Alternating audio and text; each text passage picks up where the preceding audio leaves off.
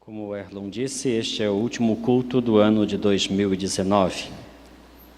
Como foi 2019? Eu estava conversando com a minha filha e ela disse: pai, foi um ano de muitas lutas. Falei, mas eu creio que também de muitas vitórias. Eu creio que não foi um ano fácil. Não sei se para você foi fácil. Talvez tenha sido difícil.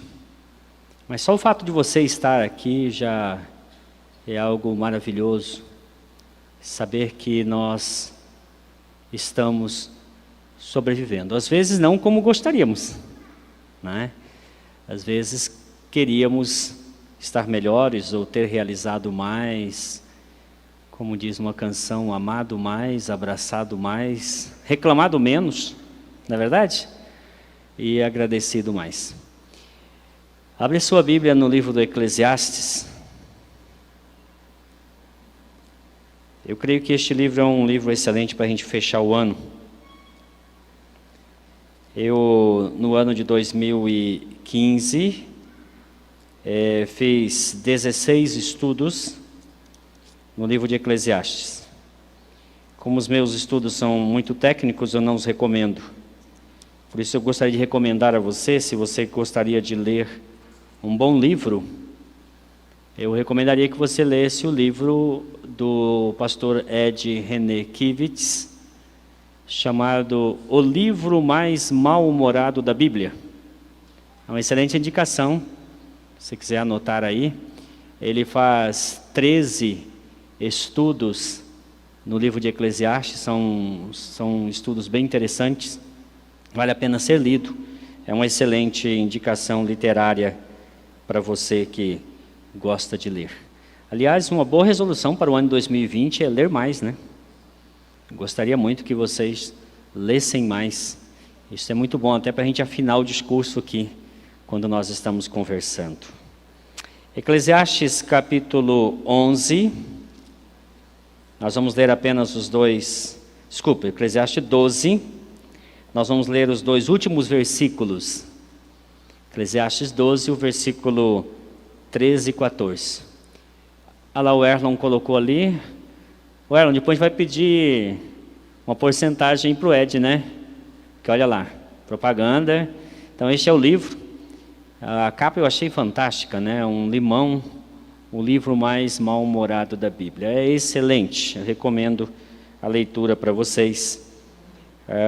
E me inspirou muito quando eu fiz os estudos em Eclesiastes. Eclesiastes 12, versos 13 e 14. De tudo o que se tem ouvido, a suma é: teme a Deus e guarda os seus mandamentos, porque isto é o dever de todo homem, porque Deus há de trazer a juízo todas as obras, inclusive o que está escondido, seja bom, seja mau. Amém? Bom, talvez você tenha ouvido um ditado, que ao meu ver é um ditado infeliz, que diz assim: se conselho fosse bom, seria vendido, não seria dado. Há dois equívocos neste ditado. O primeiro é achar que tudo o que é dado é ruim. Vocês concordam com isso? Não. A vida nos foi dada, não foi? Nem por isso ela é ruim. Quantas coisas você recebeu e é bom? Quantos presentes? Agora, outro erro é achar que tudo que é vendido é bom, né? Você já comprou alguma coisa ruim? Não tinha utilidade nenhuma. Você foi enganado, comprou gato por lebre, como se diz. Dependendo do conselho, ele é bom. Dependendo do conselho, ele é ruim. E a gente olha muitas vezes o conselho pela pessoa que dá o conselho, né? Fulano me deu um conselho a respeito de um investimento imobiliário, e o fulano é um excelente investidor. Pode ser um bom conselho. Meu professor que dá aula no cursinho, me deu uns conselhos sobre como eu fazer para me sair bem no Enem. É bem possível que seja um bom conselho. Então não é porque o conselho é dado, ele é ruim. O conselho, quando procede de uma boa fonte, ele pode ser um bom conselho. E aqui nós temos o pregador. O livro de Eclesiastes é um dos livros mais difíceis de ser interpretado na Bíblia. Inclusive, é um dos mais fáceis de serem distorcidos. Houve até alguns teólogos que queriam que ele nem sequer entrasse no cânon das Escrituras, por achar que ali há elementos irreconciliáveis com o Evangelho. E é verdade. É verdade que existem alguns elementos ali que precisam ser interpretados à luz do todo. Mas este é o grande desafio de quem estuda e interpreta a Bíblia. Não é olhar as partes, mas pegar as partes e interpretá-la à luz do todo. Os reformadores falavam assim: sola Escritura, ou seja, só as Escrituras, mas também tota Escritura, ou seja, toda a Escritura. Não podemos pegar um versículo específico e isolá-lo, mas precisamos olhá-lo como um todo. E o livro de Eclesiastes, quando olhado no todo, ele é melhor compreendido. E primeiramente deve ser entendido que o pregador, a palavra pregador no hebraico é coelete. Coelete é mais do que uma pessoa que fala assim no público. O coelete é uma espécie de colecionador de sabedoria. Alguém que ouviu fulano, ciclano e beltrano, ouviu um debate, participou de um colóquio filosófico teológico, e ele juntou os pensamentos e começou a pensar sobre aquilo e colocou naquilo também os seus pensamentos. Então o Eclesiastes é um popurrí, um ajuntamento, uma síntese de diversos pensamentos, alguns às vezes contraditórios, opostos entre si, mas que ele colocou em diálogo. Também não é um livro assim que você começa a ler e você tem a ideia de que está lendo ele sistematicamente como se fosse uma coisa progressiva. Pelo contrário, ele é muito quebrado. Ele está feito em blocos, de maneira que é necessário olhar com mais cuidado para interpretar bem. E nisso o Ed René foi muito bem sucedido no seu livro.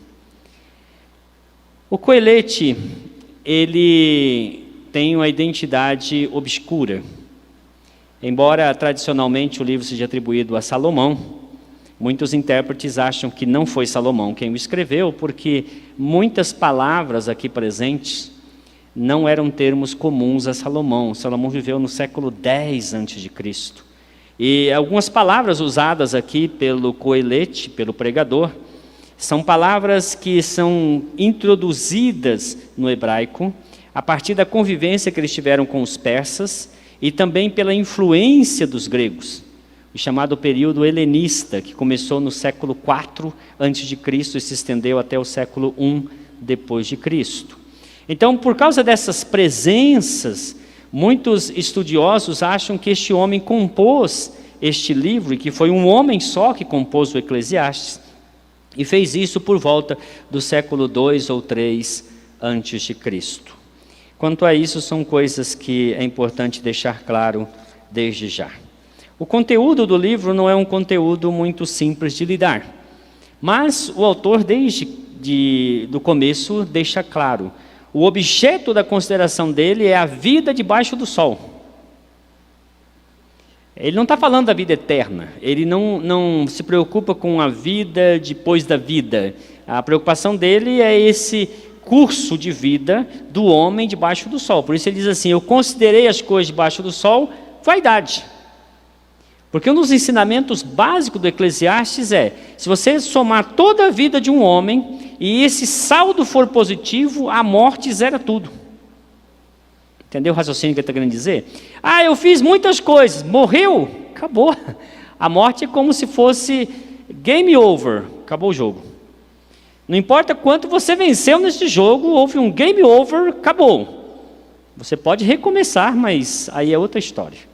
Então, para ele, uma das coisas básicas é entender que a morte nivela todos os seres humanos, independente daquele que é sábio como aquele que é tolo, o rico, o pobre, o poderoso, o sem poder. A morte nivela todo mundo e zera a conta de todos. Basicamente é isso que ele vai dizer em muitos momentos do livro de Eclesiastes.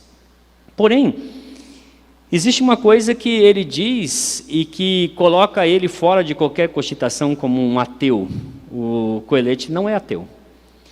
Porque, para ele, Deus é o Senhor de todas as circunstâncias, situações e todo o evento que se desenrola debaixo do sol.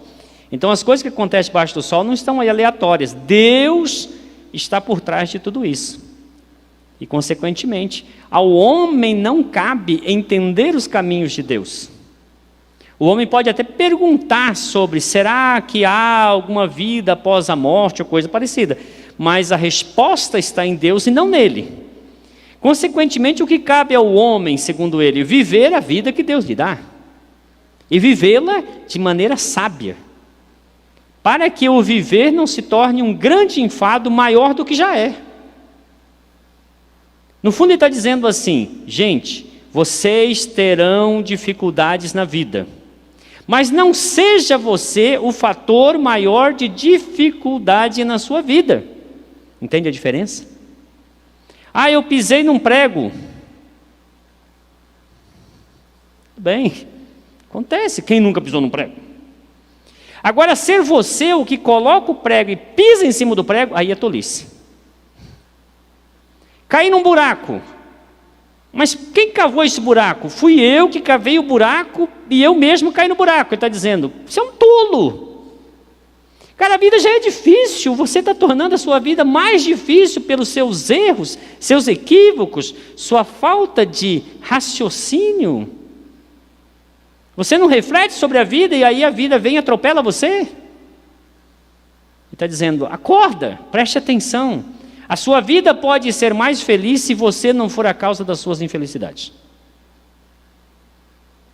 Em terceiro lugar, ele vai dizer que é necessário para que nós vivamos bem, termos moderação e autodisciplina. Já viu aquela frase que diz que enquanto você está nas redes sociais, um japonês está estudando para passar no vestibular? É verdadeira essa frase, viu? Enquanto às vezes nós estamos gastando muito tempo nas mídias sociais, tem um indiano estudando, e quando aparecer um emprego naquela multinacional, ele vai entrar no seu lugar. É isso que ele está dizendo. Em outras palavras, nós precisamos ser sábios e remir o tempo, porque os dias são maus. É necessário moderação e autodisciplina. Ele diz que nós devemos ter uma atitude positiva diante da vida, apesar das lutas, apesar das dificuldades. E entender que nós não devemos nos tornar eu já ia falar como a Dilma falou daquela vez, né? Workaholics, ou seja, viciados em trabalho. Alguém que trabalha, e quando aposenta, uma semana depois morre.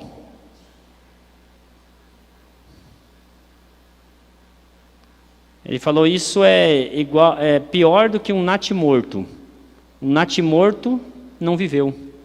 Você também não viveu. O natimorto não sofreu. Você sofreu. A lógica dele é essa. Então, esses são os ensinos básicos dele. A gente pode, em outra ocasião, nos aprofundar um pouco mais. Ele era um pesquisador. Um homem que soube elaborar perguntas certas sobre os assuntos certos. Consequentemente, ele é um bom referencial para nós pensarmos a vida. Você não precisa concordar com tudo que ele ensina, mas você precisa prestar atenção nas coisas que ele ensina. Como fruto de suas pesquisas, ele deu excelentes conselhos sobre como viver bem e morrer bem.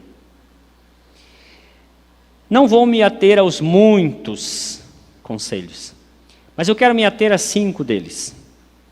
E esses 5 estão presentes nos 2 últimos capítulos. Então, vá para o capítulo 11. Nós vamos ler o 11 e o 12. nesta manhã. Então, Eclesiastes 11.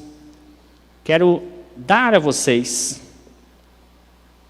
valendo-me do Coelete, 5 conselhos para viver bem. O primeiro conselho está nos 2 primeiros versículos do capítulo 11. Veja aí. Atire o seu pão sobre as águas. Depois de muitos dias, você tornará a encontrá-lo. Reparta o que você tem com 7, até mesmo com 8, pois você não sabe que desgraça poderá cair sobre a terra. O primeiro conselho que eu quero dar-lhes é o conselho que ele dá aqui nos 2 primeiros versículos, sejam altruístas.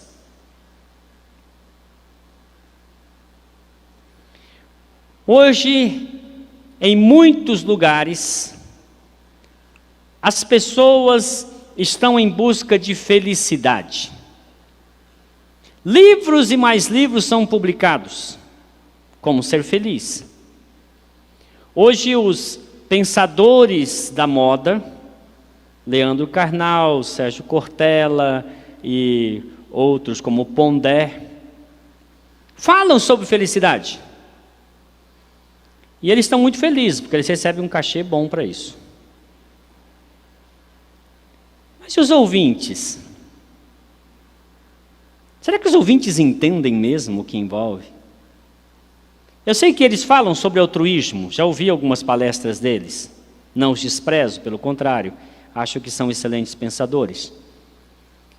No entanto, quando a pessoa busca felicidade e faz isso de um objetivo da sua vida e esquece-se que ela não é a única a viver neste mundo, o que ela encontra é infelicidade.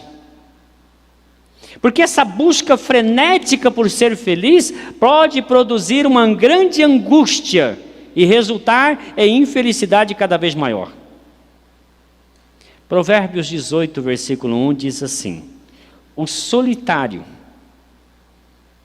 aquele que busca o seu interesse, e só o seu interesse, insurge-se contra a sabedoria.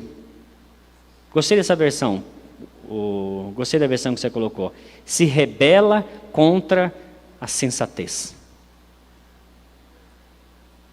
Buscar o próprio interesse é o segredo da infelicidade.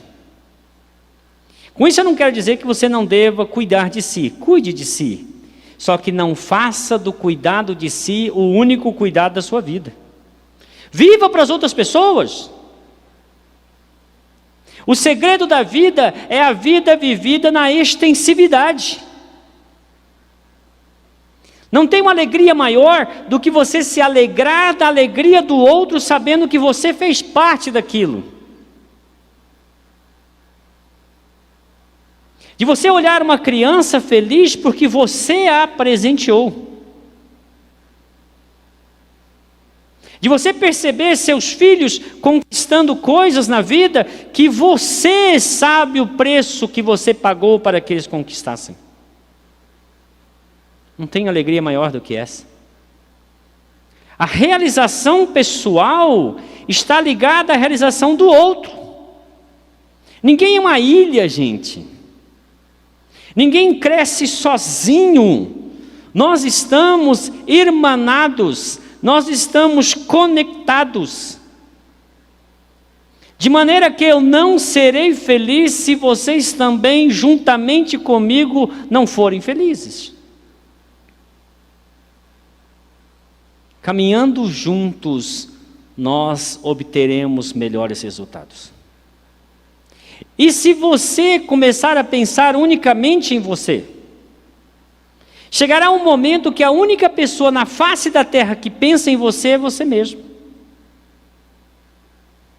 Agora, se você começar a transcender a si mesmo e pensar no outro, e pensar no outro, e mais no outro, e no outro, chegará um dia em que você é a pessoa que menos pensa em você mesmo. Todos os outros estão pensando em você, porque você pensou neles. É isso que ele está dizendo: lança o seu pão sobre as águas. Depois de muitos dias, você vai recolher isto. Reparte com 7, até mesmo com 8, você não sabe o que virá.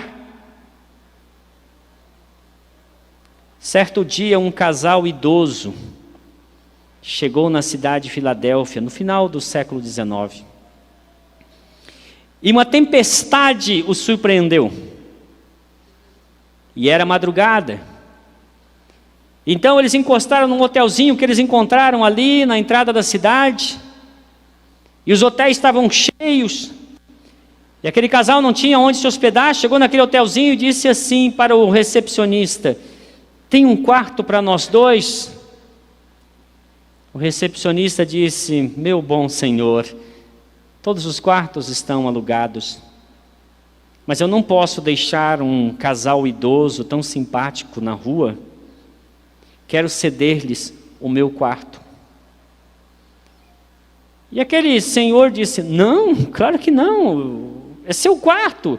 Ele disse: pode deixar que eu me arranje, eu durmo até sentado aqui. Por favor, durmam no meu quarto. Aí o casal dormiu naquele quarto. No dia seguinte, participaram do café da manhã. Depois de tomar o café da manhã, aquele senhor olhou para o recepcionista e disse assim: você, meu jovem, deveria ser o gerente do melhor hotel do mundo. Quem sabe eu construa um para você. Aí aquele recepcionista deu uma risadinha, olhou para aquele senhorzinho, né, deu uma risadinha e falou: tudo bem, eu aceito. 2 anos depois, ele recebeu uma carta. E nessa carta estava um bilhete de ida de trem para Nova York.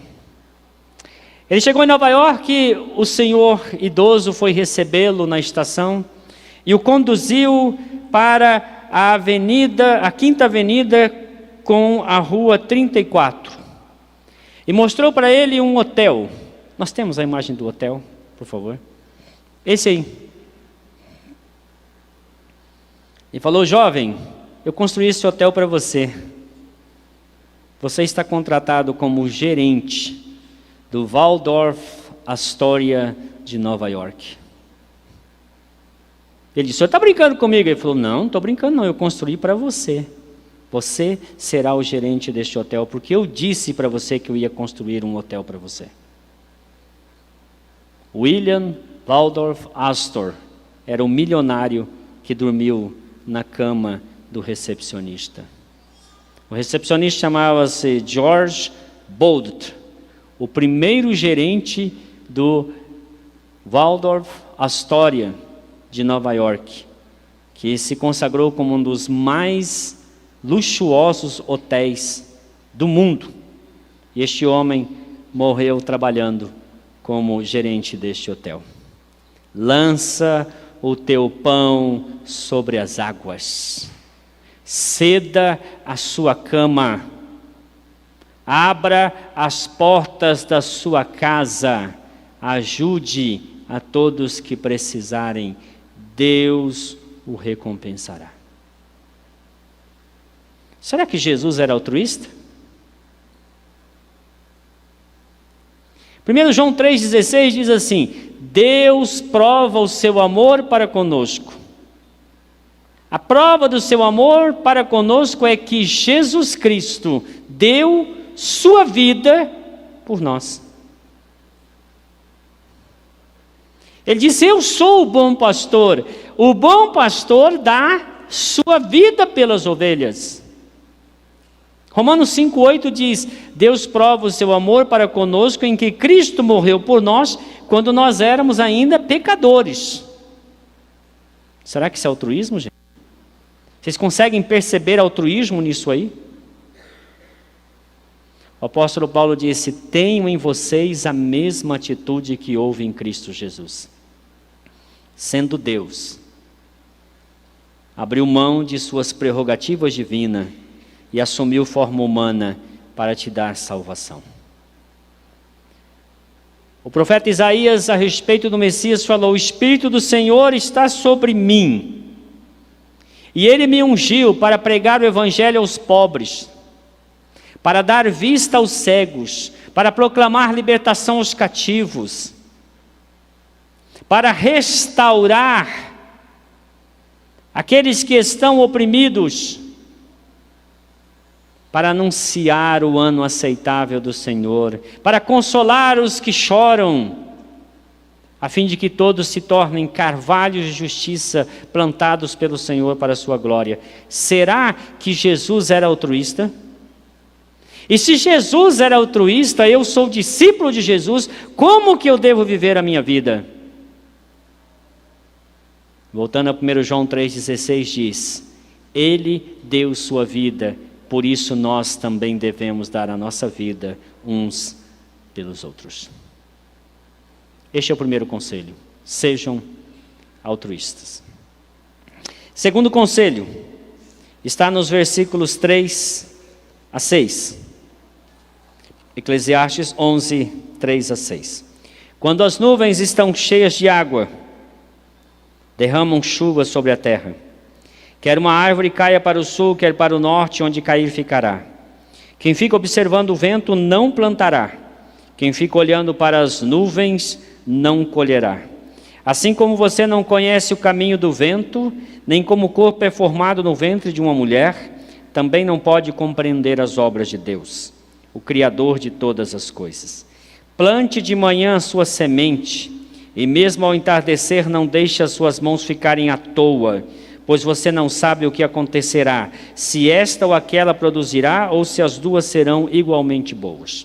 Há alguns conselhos a mais aqui, mas eu quero destacar em especial estes últimos versículos, onde ele fala assim: persevere naquilo que é essencial. Primeiramente, nós precisamos entender que existem coisas pelas quais vale a pena viver.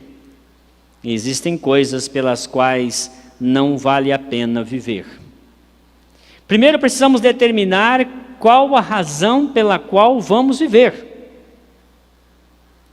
Se eu quero alcançar um alvo, o primeiro ato é identificar o alvo. Se eu tivesse uma flecha aqui e eu quisesse acertar aquele relógio, a primeira coisa que eu precisaria identificar é onde está o relógio, enquadrá-lo em minha visão e então mirar em sua direção. Quando nós sabemos qual é o propósito de vida, o que Deus quer para nós, então nós podemos focar naquilo. Agostinho responde a pergunta sobre o que é bom dizendo: bom é o que me aproxima de Deus. Consequentemente, mal é tudo que me afasta de Deus. Eu quero me aproximar de Deus, eu quero estar mais perto de Deus. E estar mais perto de Deus significa ser conformado a Cristo. Então, se o objetivo da minha vida é ser identificado com Cristo, eu preciso perseverar nas coisas que cooperam para que eu seja identificado com Cristo. E aí você pergunta: mas o que coopera para que eu seja identificado com Cristo? Dentro da sua realidade, pode ser coisas que não são da minha realidade. Por isso é importante que você identifique. E naquilo que você está fazendo, que é bom, que abençoa a sua vida, que coloca você mais perto de Deus, persevere nessas coisas. Não seja frouxo. Aconteceu uma situação aqui, está difícil, acho que isso não é de Deus. Quem falou para você que as coisas de Deus são fáceis? Não fui eu. Eu não me lembro de ter falado isso para vocês. Não foi a Bíblia. Talvez algum livro de autoajuda que você leu que eu não recomendei também. A vida é dura, gente. E ela é mais dura quando a gente é mole. Quando a gente encontra uma dificuldade, já acha que, Deus não está nisso.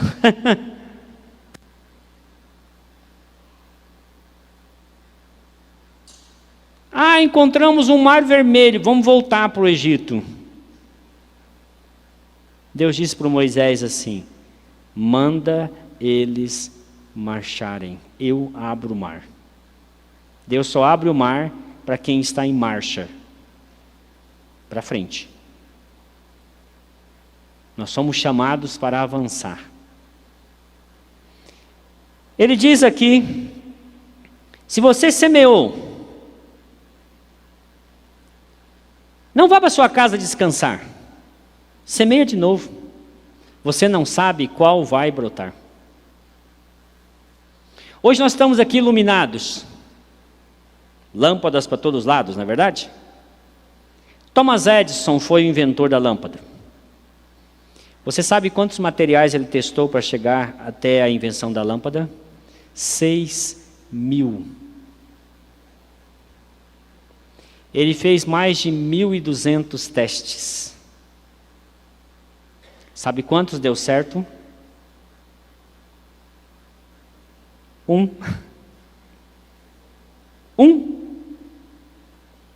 Ele gastou $40.000 para inventar a primeira lâmpada. Sabe quantas horas durou a primeira lâmpada? 40 horas.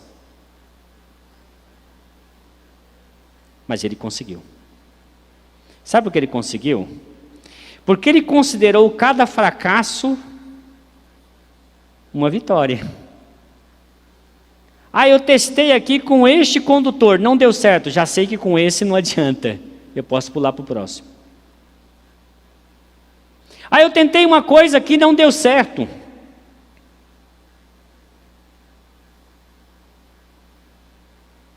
Você já sabe que aquilo não vai dar certo. Tente outra coisa. A gente fez todo um preparo, cortou a árvore, mas a árvore não caiu para o lado que a gente queria. Muito bem, a próxima você calcula diferente.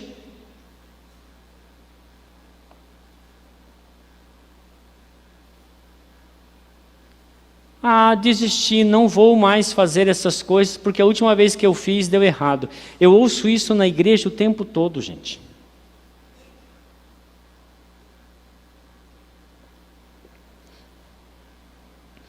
Pastor, não adianta a gente ficar fazendo reunião para falar sobre essas coisas. Ah, por quê? Porque nós fizemos uma reunião, uma vez deu errado.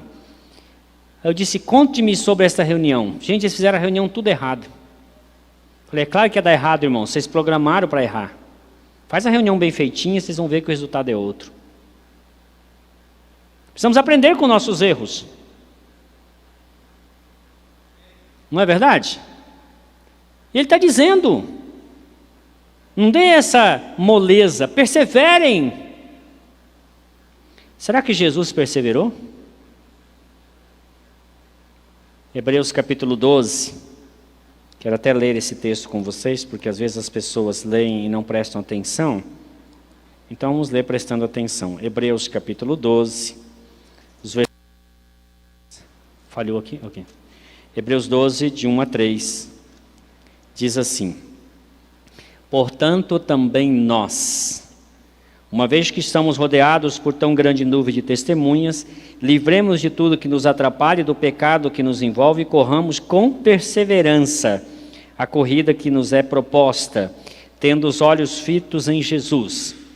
Mas não é só para olhar para Jesus, é para ver o exemplo de Jesus. Olha o que ele diz, qual é o exemplo de Jesus. Ele é o autor, ele também é o consumador da nossa fé. Ele, Jesus, pela alegria que lhe fora proposta, suportou a cruz, desprezando a vergonha, e por isso assentou-se à direita de Deus nas alturas. Pense bem naquele que suportou tal oposição dos pecadores contra si mesmo, para que vocês não se cansem nem desanimem. Jesus não ficou lá, ai Deus, está tão difícil, tem uns fariseus aqui, uns saduceus ali, os herodianos lá, e os discípulos também, acho que eu vou desistir, pai. Não! Ele sabia que o final da obra dele era a morte. E ele não desistiu. Ele enfrentou. Ele desafiou os impossíveis em nome de Deus. não se amedrontou, não se acovardou. Ele não ficou morrendo de medo de Pilatos. Ele sabia que morrer na cruz era a vontade do Pai. Ele perseverou até a morte, morte de cruz. O autor de Hebreus diz: na luta contra o pecado, vocês nem chegaram a sangrar. E vamos desistir? Quando eu era soldado, a gente ia fazer flexões.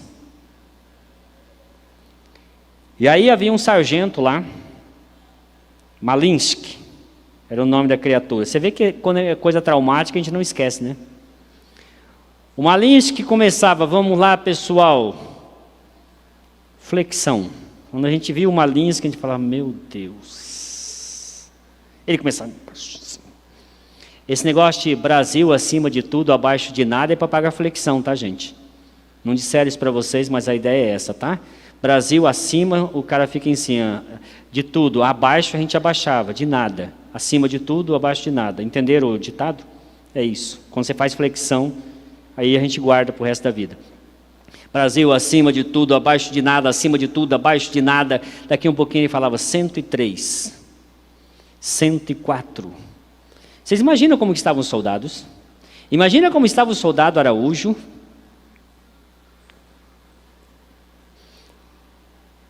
Aí ele falava: para tudo. A gente parava. Já tentou parar depois de 100 flexões? Começa. Ele falava assim: vocês são umas universitárias. Era meio machista o negócio, mas era assim mesmo. Que vergonha. Quem não conseguir 150, eu mando prender. A gente tinha que perseverar, né? Que era uma vergonha, né, irmãos? Eu acho que eu nunca paguei 150. A gente dava uma coxambrada. Sabe o que era coxambrada? Enquanto ele estava em cima e embaixo, a gente parava e ficava aguardando. Porque era difícil demais, irmãos. Né? Deus vai me perdoar por isso. Mas não era fácil, 150 flexões. Loucura aquilo. Mas eles faziam isso e diziam para nós: quando você achar que não pode, o seu corpo está te enganando, você pode mais. Você consegue mais. Às vezes o nosso instinto de preservação faz a gente falar: não aguento mais. Acredite, você aguenta sim. Há força em você que você não conhece. E acredite, Deus te ajudará quando você estiver perseverando na prática do bem. Gálatas capítulo 6, versos 9 e 10, o apóstolo Paulo diz assim: não nos cansemos de fazer o bem, porque a seu tempo ceifaremos se não desfalecermos. Na prática do bem nós devemos ser perseverantes, na oração perseverantes, no amor perseverantes. Plantei amor hoje, plante mais amor. Eu fiz o bem hoje, faça mais o bem. Você colherá, porque Deus é fiel e não deixará que absolutamente nada que façamos fique sem recompensa. Terceiro conselho, versículos 7 a 10. A luz é agradável, é bom ver o sol. Por mais que um homem viva, deve desfrutar sua vida toda. Lembre-se, porém, dos dias de trevas, pois serão muitos. Tudo que está para vir não faz sentido. Alegre-se, jovem, na sua mocidade, seja feliz o seu coração nos dias da sua juventude, siga por onde o seu coração mandar, até onde a sua vista alcançar, mas saiba que por todas estas coisas Deus o trará a julgamento. Afaste do coração a ansiedade, acabe com o sofrimento do seu corpo, pois a juventude e o vigor são passageiros. Terceiro conselho, aproveitem as oportunidades. A vida, ela transcorre entre dias ruins e dias bons. Dias chuvosos e dias de sol. Dias em que você estará feliz. Dias em que você não estará feliz. Dias em que você estará com boa disposição, dias em que você não estará com boa disposição. E ele diz aqui claramente, os dias maus serão muitos. Se você fala assim, não, eu não tive dias maus, eu tenho certeza que tem menos que 20 anos. Porque até os 20 anos o papai e a mamãe protegem, né? Estou com dodói, mamãe dá beijinho, sara. Depois dos 20, né? Principalmente quando os pais põem para fora, aí você descobre que os dias são maus. Não é verdade? Você começa a entender por que o seu pai estava dizendo assim, acordei com uma dor no ombro. Antes você nem sabia que tinha ombro, né? E assim vai. Ele está dizendo aqui claramente, os dias de trevas serão muitos. Nós precisamos abrir na nossa agenda um espaço para alegria. Humberto Eco escreveu o livro O Nome da Rosa. E neste livro, os dominicanos, que são adeptos da tristeza, ali se opõem a um agostiniano que acredita que a vida precisa ser vivida intensamente, com alegria. Nós teremos tristeza, você não vai buscar a tristeza, ela vai bater na sua porta, aliás, ela vai arrombar a sua porta e vai entrar na sua casa.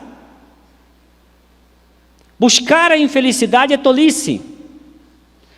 Pastor, eu estou seguindo a Jesus, onde tem um espinho para eu pisar? Gente, a coroa de espinho na cabeça de Jesus foi colocada por alguém, não foi ele que colocou nele. Tá bom? E Jesus nasceu para morrer. Você nasceu para viver.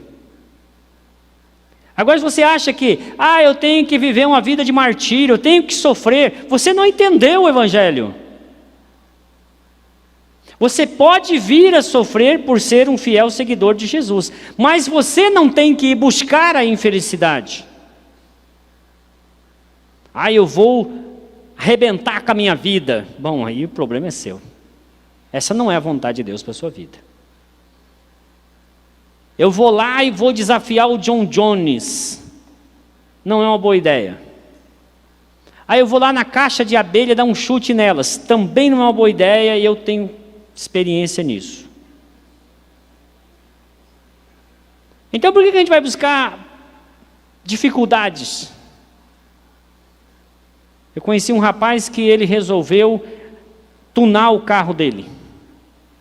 E ele tunou o carro dele, só que para isso ele mexeu em algumas configurações essenciais. Por exemplo, ele tirou o pisca-pisca. Não sei por que ele fez aquilo.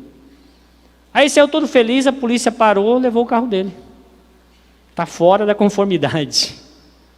Dá para ser feliz dentro dos limites estabelecidos. Viver a vida toda se ocupando com coisas desagradáveis, que demandam esforço e dedicação, é um mal que o sábio viu debaixo do sol. Ele falou, olha, se um homem viver 100 anos, trabalhar, construir, edificar, mas não desfrutar disso, que vantagem ele tem? A pessoa trabalhou, juntou todo o dinheirinho, comprou um sítio. Aí ele passa o resto da vida passando raiva com aquele sítio. Eu sei de muita gente assim. Vale a pena viver assim? Claro que não, ele está dizendo, é loucura, é besteira, é bobagem. O camarada tem 10.000 cabeças de gado, mas é tão muquirana que não faz um churrasco para os amigos. É um infeliz. Jesus contou a história em Lucas capítulo 12, de um certo homem que plantou. Ele plantou muito e colheu muito. Chega na hora de colher, ele pensou consigo mesmo. Aqui já começamos a entender o que Jesus queria dizer. Ele não tinha ninguém com quem conversar. Então ele pensou consigo, o que eu vou fazer? Eu plantei, colhi bastante, eu vou desmanchar os meus celeiros e vou construir celeiros maiores. E aí eu vou dizer para minha alma, porque a única que conversava com ele era a alma dele. Eu vou dizer para minha alma: tens em abundância para viver muitos anos. Aí Jesus falou: tolo, o que você não sabe é que hoje à noite pedirão sua alma, e o que você tem, para quem será?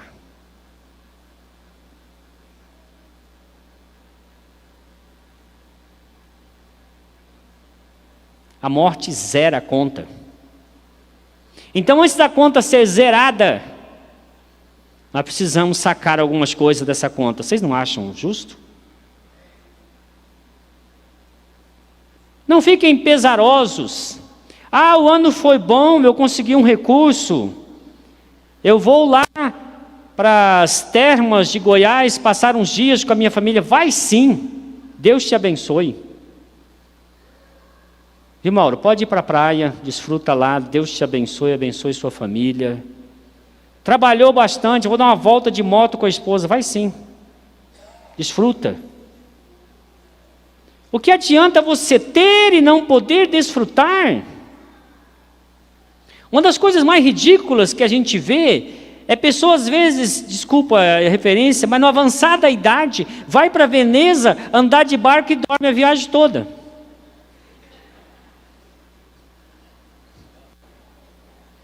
Vai viajar de barco em Veneza enquanto você ainda está acordado para a vida. Desfruta do bem que Deus confiou a você. Não tem vergonha não. E se você postar no Facebook, eu vou curtir, vou dizer, valeu, é isso mesmo. Deus te deu, desfrute com sabedoria. É isso que ele está dizendo aqui, ó. Vai, jovem, divirta-se. Faça as coisas que o jovem pode fazer. Ah, eu quero lá fazer canoagem. Vai sim, se esborracha lá. Te faz feliz. Eu quero fazer uma escalada. Vai. Se protege, prepara direitinho, mas vai sim. Desfruta o bem que a vida lhe dá, que Deus te dá, com alegria, com gratidão no seu coração. O quarto conselho: lembre-se do seu Criador enquanto você pode lembrar. Versículos de 1 a 7 do capítulo 12. Lembre-se do seu Criador nos dias da sua juventude, antes que venham os dias difíceis. Irmãos, tudo que ele vai falar agora é o quadro da senilidade, tá? Ouçam. E se aproxime os dias em que você dirá: não tenho satisfação neles. Uma das características da senilidade que ele está dizendo é: pouca coisa agrada. Tudo incomoda, né? O colchão incomoda. Passarinho cantou, incomoda. Esse dia eu fui acordado por um sabiá às 5 da manhã. O canto era maravilhoso, mas podia ser um pouco mais tarde, né, irmãos? 5 da manhã. Foi brincadeira.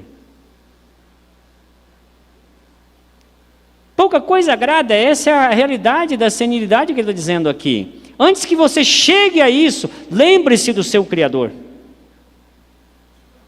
Conheci um jovem em Pompeia, ele disse assim: pastor, as pessoas até perguntam assim, por que você não se casou e tal?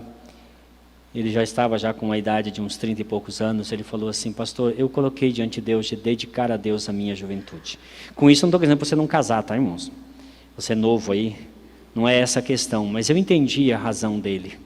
Ele disse: eu queria dar o meu melhor para Deus. Dedicação a Deus, lembrar-se de Deus. Pela graça de Deus, eu pude lembrar-me de Deus quando jovem ainda, aos 15 anos de idade.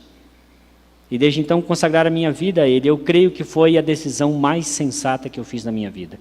Meus melhores alunos conheceram a Jesus quando crianças.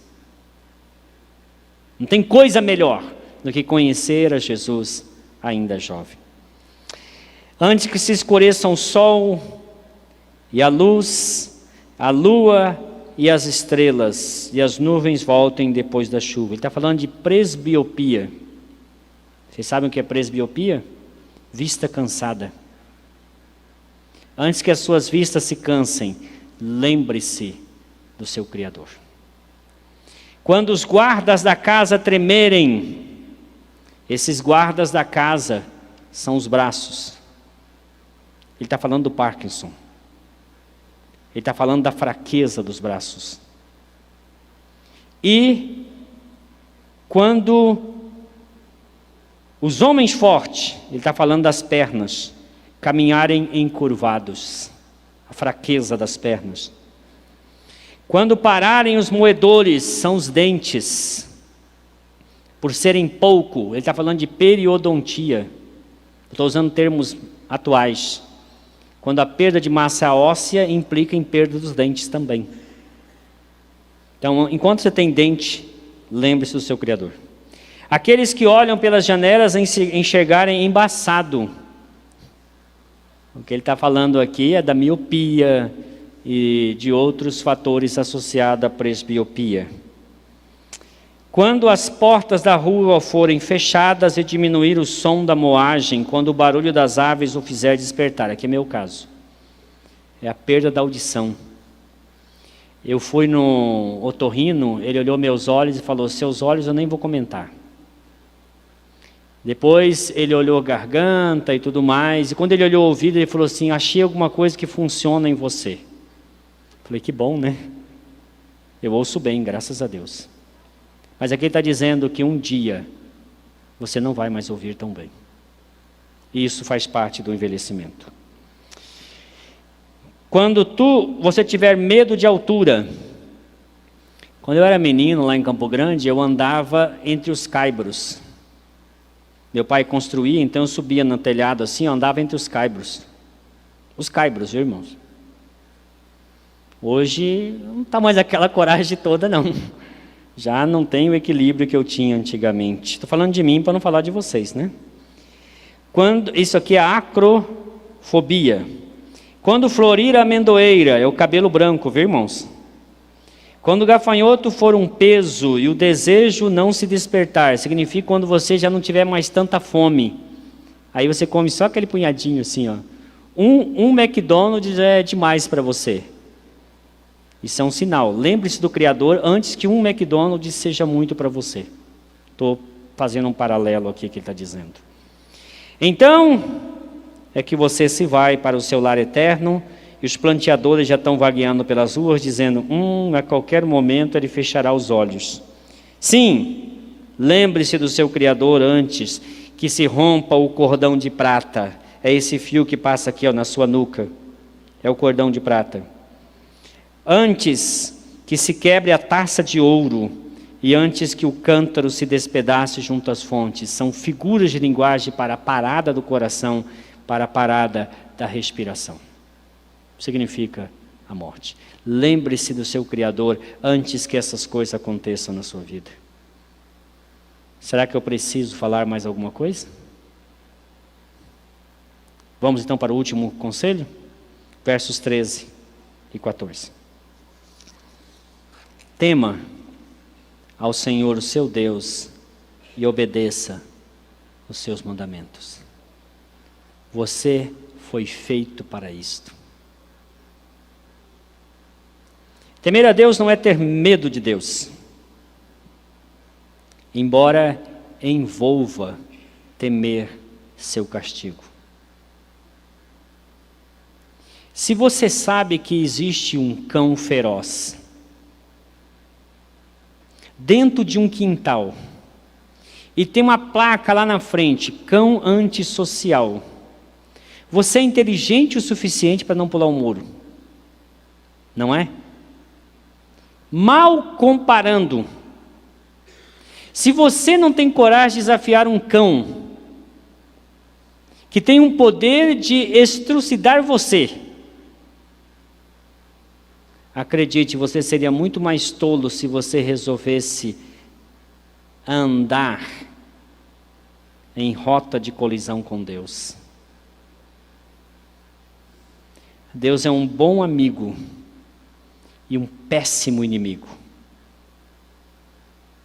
Não meça forças com Deus. Deus ama você. E Ele ama tanto você que Ele te diz: não me enfrente. Não me desafie. Loucura é desafiar a Deus, que é fogo consumidor. Mas mais do que ter medo de Deus, o temor do Senhor implica em afastar-se do mal. Provérbios, no capítulo 8, o versículo 13, ele diz assim: o temor do Senhor consiste em aborrecer o mal. Deus odeia o mal. E temer a Deus é ter em relação ao mal a mesma atitude que ele teve. Joy Dawson escreveu um livro chamado Intimidade com Deus no Temor do Senhor, um dos melhores livros sobre o temor do Senhor. E ela explica lá quais são as imensas vantagens de temer a Deus. São pelo menos 30 vantagens. Se você gostaria de ler, essa é uma leitura também muito agradável da editora Betânia. Agora olhemos para Jesus. O profeta Isaías, no capítulo 11, ele disse que Jesus seria revestido do Espírito Santo. E como é que ele caracteriza o Espírito Santo? Olhe comigo, Isaías capítulo 11, os primeiros versículos, ele fala assim: um ramo surgirá do tronco de Jessé, e das suas raízes brotará um renovo. Ele está falando de Jesus. O Espírito do Senhor repousará sobre ele, o Espírito que dá sabedoria e entendimento, o Espírito que traz conselho e poder, o Espírito que dá conhecimento e temor do Senhor. Ele se inspirará no temor do Senhor, não julgará segundo a aparência, nem decidirá com base no que ouviu, mas com retidão julgará os necessitados e com justiça tomará decisão em favor dos pobres. Jesus estava cheio do espírito de temor de Deus. Se você é cristão, tema ao Senhor e obedeça os seus mandamentos. Por quê? Porque ele diz assim: esteja certo que Deus trará a julgamento tudo o que fizermos. E Jesus disse: tudo o que dissermos e tudo o que pensarmos, seja bom, seja mal. Feche os seus olhos. Como foi 2019? Você foi altruísta? Ou você ficou pensando só em você?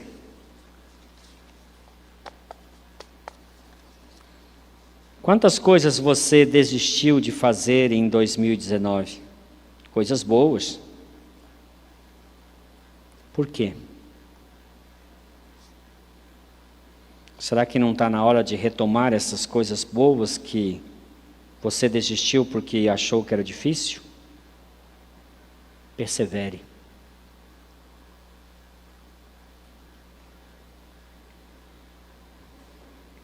Deus te dá bens, Deus te dá condições. Não fica reclamando do que você não tem, desfruta do que você tem. Faça isso com ações de graça. Diga: obrigado, Senhor, por esta viagem que eu pude fazer. Obrigado, Senhor, por este bom prato que eu posso comer. Obrigado, Senhor, porque eu posso desfrutar do trabalho, do fruto do trabalho das minhas mãos. Lembre-se do Senhor, não deixe os dias passarem. Dedique-se a Deus, tema ao Senhor, obedeça a seus mandamentos. O Senhor fará com que você se torne um jardim regado, como um manancial cujas águas nunca faltam. Senhor, obrigado por Tua palavra, que é sempre viva e eficaz, que penetra o nosso coração. Que vivamos a Tua palavra, os Teus sábios conselhos, e imitemos acima de tudo Jesus, que viveu não para si, mas para nos dar salvação. Que foi alguém que perseverou até o fim e venceu porque foi fiel. Porque sabia aproveitar as oportunidades e fez o que deveria ser feito no tempo que lhe foi disponível. Obrigado, Deus, porque ele viveu pensando no Senhor e o temor do Senhor estava sobre ele. Assim também nós vivamos hoje para a tua glória, em nome de Jesus. Amém.